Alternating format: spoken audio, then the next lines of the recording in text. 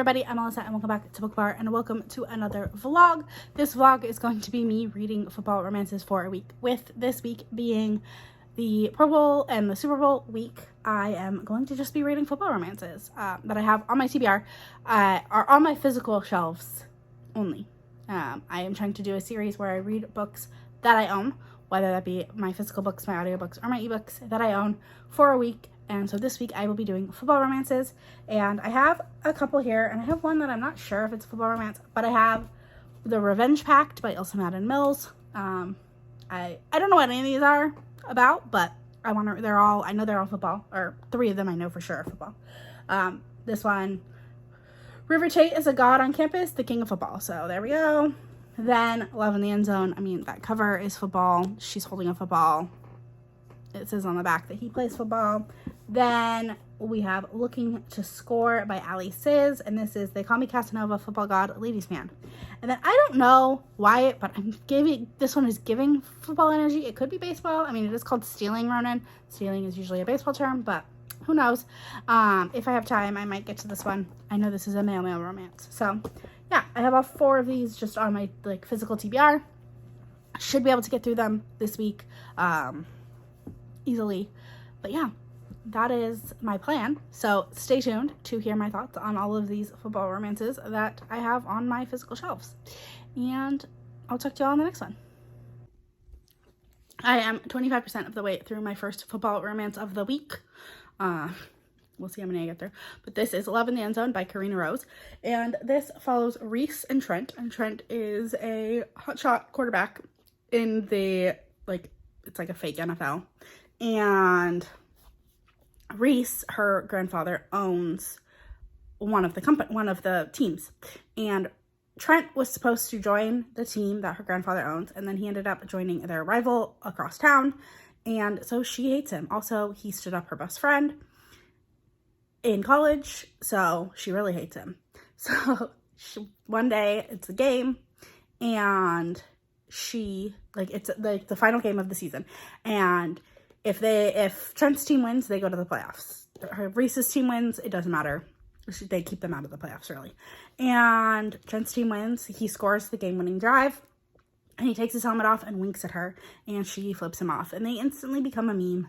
And he is enamored by her, so he seeks her out, and that's pretty much just where we're at.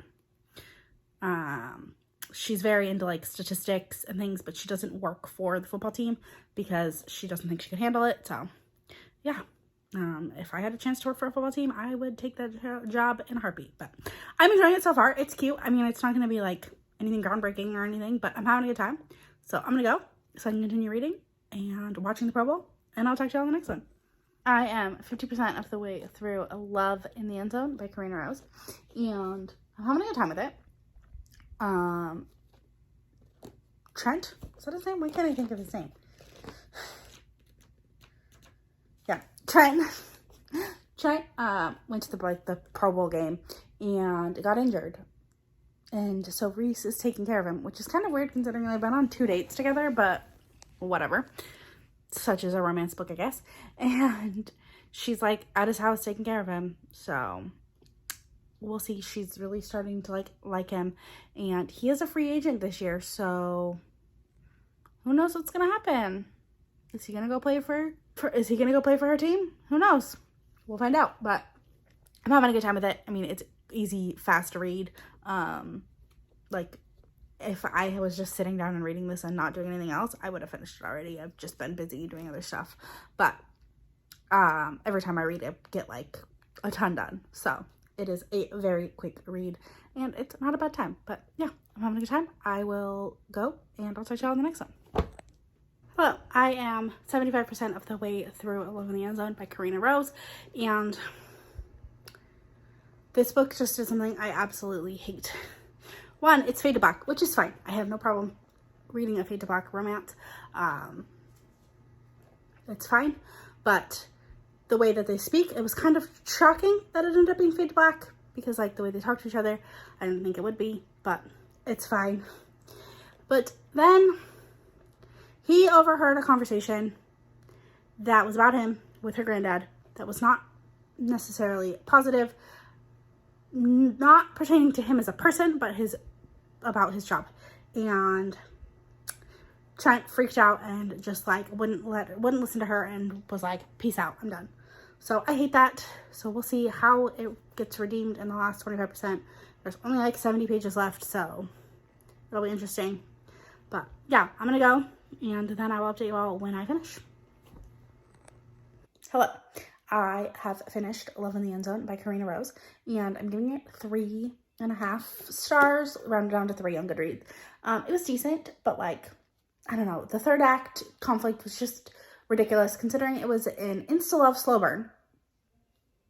Like, the third act conflict was just too much, and it was unnecessary. I mean, I understood, like, why he was upset, but he could have discussed it with her, and just, it was, like, a little over the top. But it was still a decent time, and there was a decent amount of football. I'd say, like, the first 25% was actually taking place during the football season, and then the rest of it was Carina, or not Carina, it's the author, Reese was helping her grandfather, like, work on who they were going to draft and trade and free agency and things like that. So it was a decent amount of football in this. I'd say it probably would rank of other football romances I've read, it probably like a 4 out of 5 on the football scale. So a decent amount, which, I mean, I've read a couple other ones that have had none. So yeah, it was a good time. I'm glad I read it. I also will probably end up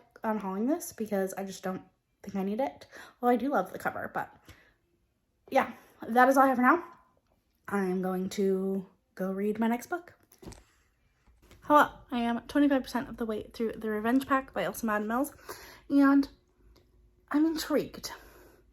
I'm concerned, but I'm intrigued. So this follows Anastasia and River. And River is the president of his fraternity. He's the star wide receiver. Everyone absolutely loves him, but he has some stuff going on. He has really bad like learning disabilities, ADHD, dyslexia, like things that just cause him all sorts of problems. And so things aren't as great as they seem. Also, his team just got creamed. Like, they had a horrible season, but he's still a happy-go-lucky guy. But he does have a problem with his vice president and one of his really good friends, girlfriends, Anastasia, who is the heroine in this story. Yeah, so Anastasia is dating this guy Donovan, and he's forgotten her birthday, and I'm pretty sure he's cheating on her, so he's pretty trash. And he's like, comes from money, and she does not, and her family is very like unconventional, and his is very old money Southern, which if you live in the South, you know, can be a thing. So he's very like old money Southern, and his family doesn't approve of her. And so he's like hooking up with his, well, it's not confirmed, but it seems like he's hooking up with his ex-girlfriend on the side. So, and River knows this, and he actually needs Anastasia's help passing a class. Also, there is a part in the beginning, or in this, where we learn that, so his father has passed away. So content warnings for death of a parent via vehicular accident. And his dad, he says, like, he was in a coma, and in his coma his dad came to him and told him 3 things, like, be a good son, or like take care of your mother, be a good brother, and wait for Anastasia. And that's the heroine's name. So he acts like he doesn't like her, because obviously he can't go there. He's like, I'm not gonna be that guy, like, bro code. So we'll see. I'm intrigued so far. Like, I'm definitely, it's easy read. Like, I started it not even an hour ago, and I read over 100 pages. So it's very quick, but I'm having a good time with it. So I'm gonna go so I can keep reading, and I'll talk to you all in the next one. I am 50% of the way through The Revenge Pact by Ilsa Madden-Mills, and I'm having a good time with it. Basically, it is not cheating, which is good. Anna, her boyfriend sucks. He's terrible, and he forgot her birthday. And so she was with her friends at home and decided to smoke some pot, which, you know, she's 20 and dumb. Like, I smoked plenty of pot when I was 20 and dumb. She was at home. She wasn't going anywhere. Like, they were staying at home. Who cares? And River came over because she had left her book at school and he wanted to bring it to her. And Donovan sees them and kind of freaks out. And then a couple days later at the toga party, he is very drunk and lets slip some secrets about Anna's past. And everyone is very shocked, and she and River share a moment. And now, at the end of the last chapter, I think they're going to come up with an idea to get revenge on the horribleness that is Donovan. So, I'm excited to continue. It's good so far. I mean, is it anything life-changing? No, but it is quite different from other books that I've read. So, I am excited about that. So, I am going to go, and I will talk to you all when I get to 75%. Hello. I am 75% of the way through The Revenge Pact by Ilsa Madden-Mills, and I'm enjoying it. I don't know, I don't know what to say without spoiling anything, but, like, all of the things that are happening have made me, like, giddy. Like, I don't know what it is about it. I've just been super giddy with all of the interactions between River and Anastasia. And yeah, I was just having a great time with this, and I'm hoping to finish it tonight. And like I said, I don't really want to say a ton because I don't want to give any spoilers. Not that it would. I mean, it's a sports romance, so you can kind of tell. Although there hasn't been any sports happening, so there's that. But there are football plays on the paper, or on the cover. So yeah, I'm gonna go because I want to keep reading, and I'll talk to y'all in the next one. Hello, good evening. I have finished The Revenge Pact by Ilsa Madden-Mills, and I'm giving this a 4.5 stars. I really enjoyed it. Like, I just felt like River was just such a cinnamon roll, amazingly good guy, and the end made a lot of sense. There was no annoying third act breakup. Like, I mean, obviously there was a conflict because there has to be, but it was very well done, and I really enjoyed it. In terms of football, I would say this is a 1 out of 5 stars. Like, the only thing that's there is that he talks about going into the draft and, like, the combine and stuff. So, really not a lot of football in this one, but still decent. So, 4.5 stars. And yeah, I would definitely recommend this. But yeah, that is all I have for now. I'll talk to you all in the next one. Hello, I am 25% of the way through Red Thorns by Rina Kent. This is my first Rina Kent, and I needed a kind of break from the cutesy, sweet football romances, and this is the Eternal Embers edition, and the slipcase has a football on it, and also the blurb says he's a quarterback. It says that Sebastian's a quarterback. So this follows Sebastian and Naomi is a cheerleader, begrudgingly. It's a new adult, they're in college, and Sebastian is the quarterback for the team, and Naomi's kind of like the outcast cheerleader. Like, she doesn't want to be a cheerleader, but she does it because it makes her mom happy, and she hates being a cheerleader. She hates everything that goes with it. She hates the cheerleaders, especially like the queen bee, who likes to make dares to people, and she dares Sebastian to sleep with Naomi because they believe that she's a virgin, but I believe there was some sort of assault that happened to Naomi when she was younger, because that is a content warning for it. And at the end of the last game, he kissed her on TV, and now he is trying to date her. So not a ton has happened. That's pretty much all that I have. But I do know that there is some CNC and some DubCon in this, and we'll see. I don't know what's gonna happen, but I'm excited. I've never read a Rina Kent before, so I'm not fully sure what to expect, but we'll see how it goes. And I will update you all when I get to 50%. I am 50% of the way through Red Thorns by Rina Kent, and I'm enjoying it. Kind of. It is dark. It's very there's quite a bit of dubcon in this. Basically, like I said, the bet happened, and then there's some primal play. He shows up at her house and tells her mom that he's like taking her on a date, and he takes her to the woods and like makes her run and is like, I'm gonna chase you, and things go from there. And then he just like showed up at her house and cut the power and did some stuff to her on some stairs. And yeah, I don't know how I feel about it. We'll see how it continues. But it's easy read, it's quick. I should finish it hopefully tonight. But I'm gonna go, and I'll talk to you on the next one. I am 75% of the way through Red Thorns by Rina Kent, and I don't know, like the last like 25%, all it's been is like him chasing her, them screwing, him chasing her, them screwing, then like one chapter of something else, and that's it.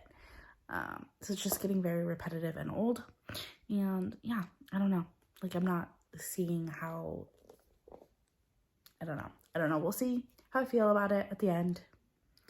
But yeah, I mean, the football content, not very high in this. It was higher at the beginning because she was going to cheer practice, he was going to football practice, they were meeting up after games, things like that. She was cheering his games on.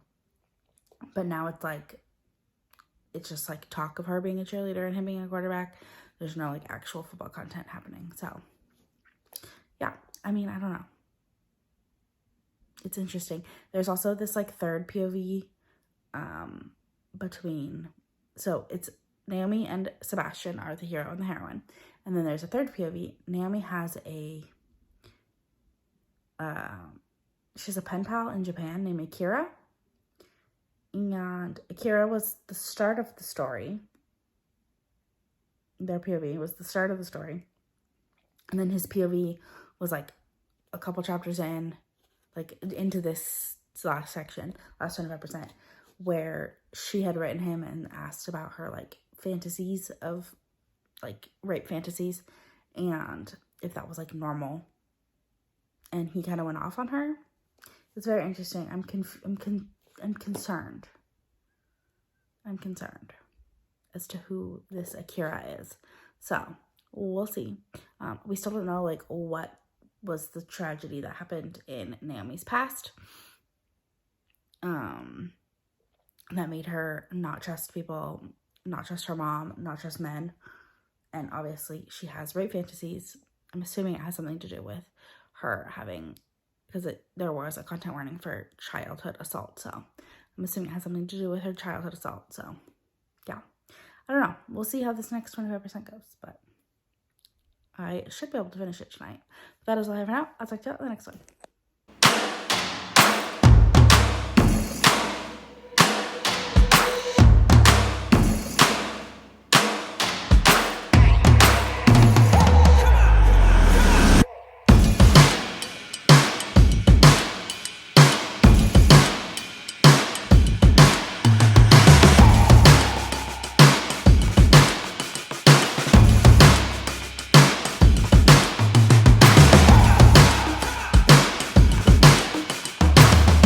Hello, I have finished Red Thorns by Rina Kent, and I gave it 4 stars.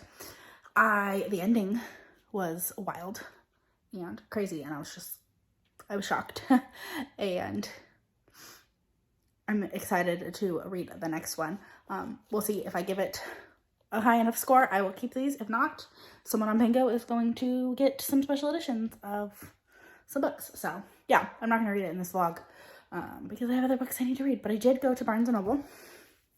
I had some gift cards, and I joined an in real life book club. And the book that they're reading is Canadian Boyfriend by Jenny Holiday, and the library hold on it, I have still 11 weeks, and the book club is meeting on Tuesday, so I need to read it.